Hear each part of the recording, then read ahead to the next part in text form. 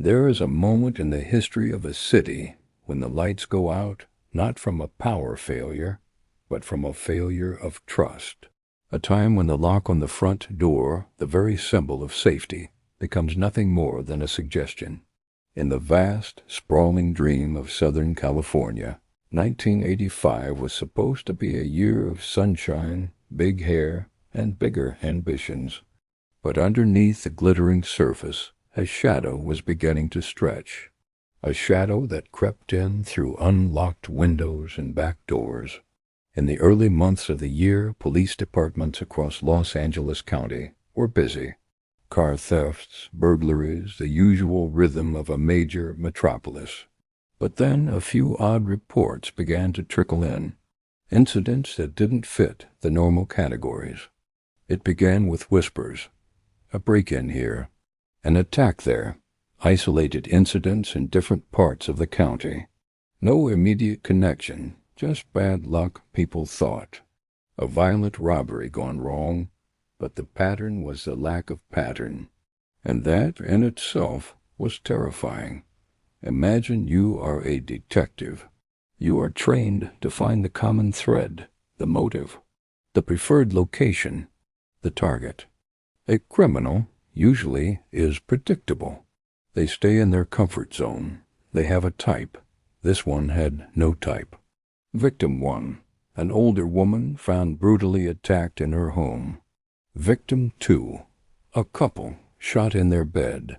Victim 3, a family attacked in a completely different city, miles away. Young, old, rich, struggling.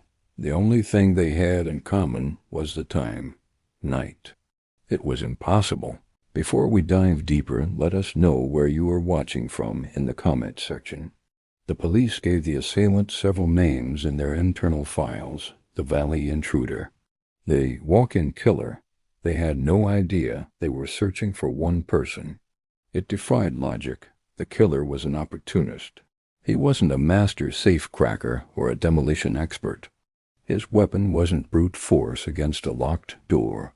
His greatest weapon was the trust people had in their own neighborhoods. He simply walked in. He came in through windows left open for the summer breeze, through sliding glass doors that had faulty locks. He was doing more than just robbing them. He was inflicting terror with a specific, twisted purpose. He wasn't just stealing jewelry. He was stealing peace of mind. By the summer of 1985, the media could no longer ignore the sheer volume of attacks. The police, fearing mass panic, had initially been cautious about releasing details. But the public had a right to know.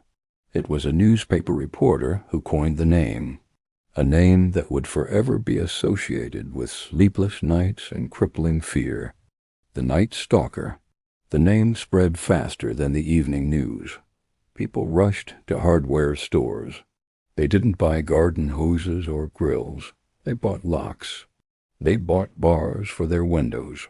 They bought shotguns. The detectives were at a breaking point. They had hundreds of witnesses, thousands of man-hours, but no face, no name, no car. Just fear.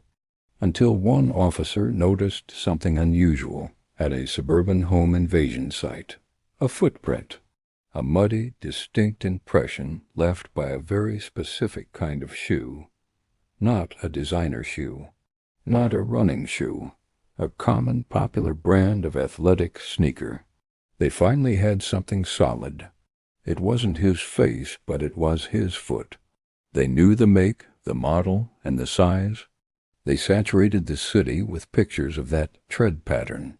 Every detective, every patrolman, was looking down at the pavement. This seemingly small detail, a sneaker print, was the first tangible connection between the scattered crime scenes. The thread had been found, but the killer was not done. In fact, he was about to get bolder. He was about to leave Southern California and take his terror somewhere else entirely.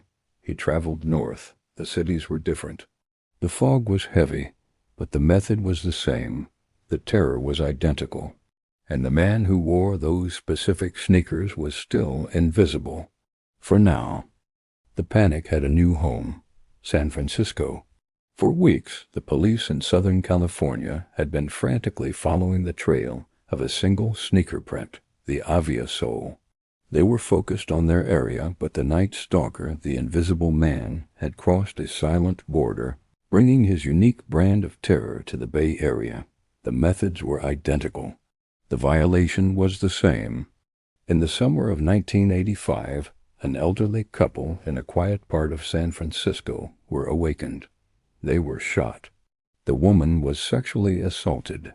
The attacks had been personal, close range, and devastating, and again detectives were faced with the same impossible reality: a killer who moved without pattern, leaving only terror behind.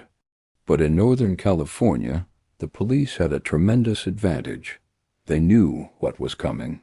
The Los Angeles task force had shared every detail, every terrifying piece of the puzzle. They were waiting for a slip-up. In the quiet suburb of Mission Viejo, a victim survived a brutal attack. The killer had left behind more than just a footprint, in the mud this time. He was so rushed, so reckless, he abandoned something irreplaceable. He had stolen a car. But when he fled the scene, he left a perfect, high-quality fingerprint on the rearview mirror. A fingerprint? The most reliable signature a criminal can leave. The police immediately submitted the print to the new, advanced, computerized database called CowID. It was a massive network of past criminal records. The machine whirred. The seconds ticked like hours. For over a year he had been a phantom, a shadow. Now the machine spoke his name: Ricardo Leyva Munoz Ramirez, Richard Ramirez. Born in Texas, a history of drugs, petty crime, and a fascination with the dark side. He was not a sophisticated criminal mastermind. He was an opportunist fueled by chaos, violence, and a self-proclaimed allegiance to Satanism. He had traveled to California, not for the sunshine, but for the anonymity. He had been arrested before for petty crimes, which is why his prints were in the system. The same system he never thought would catch up to him. On August 30th, 1985, the police and the media had their face. The headlines were immediate and explosive. The public went from being afraid of the darkness to being afraid of a specific man. The day after the photo was released, Richard Ramirez was in East Los Angeles. He had no idea the world knew his face. He was in a small convenience store buying a soda. He walked out of the store and saw his face staring back at him from the newspaper rack. He realized in an instant that the game was over. He panicked. He tried to get away the only way he knew how. Stealing a car, a nearby woman recognized him. She didn't call the police first. She screamed. The citizens of East Los Angeles had lived in fear for over a year. They saw the face of the man who had stolen their sleep, and their patience was gone. Ramirez ran into an alley, then onto a busy highway. He was desperate. He tried to steal another car, but the owners, a couple, fought back. The residents of the community became his judge, jury, and arresting officers.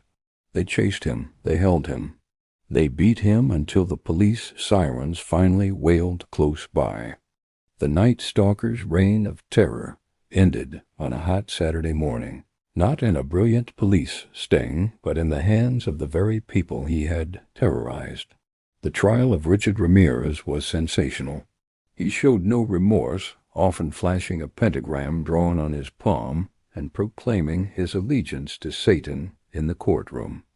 In 1989, he was convicted of 13 counts of murder and numerous other felonies. He was sentenced to die. But even after the verdict, his words were chilling. He looked at the courtroom and offered no apology to his victims.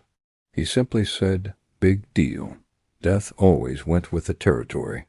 I'll see you in Disneyland." Richard Ramirez spent over 2 decades on death row in San Quentin State Prison until his death in 2013 from natural causes. His crimes forced Californians to change how they lived. to lock their windows, to double-check their doors, and to never again take the safety of their homes for granted. The Night Stalker was captured, but the shadow he left behind, the shadow of random, unpredictable evil, remains a terrifying part of California history, a permanent lesson in how little it takes for the illusion of safety to shatter. This is Crime Source. Don't forget to subscribe. Stay safe.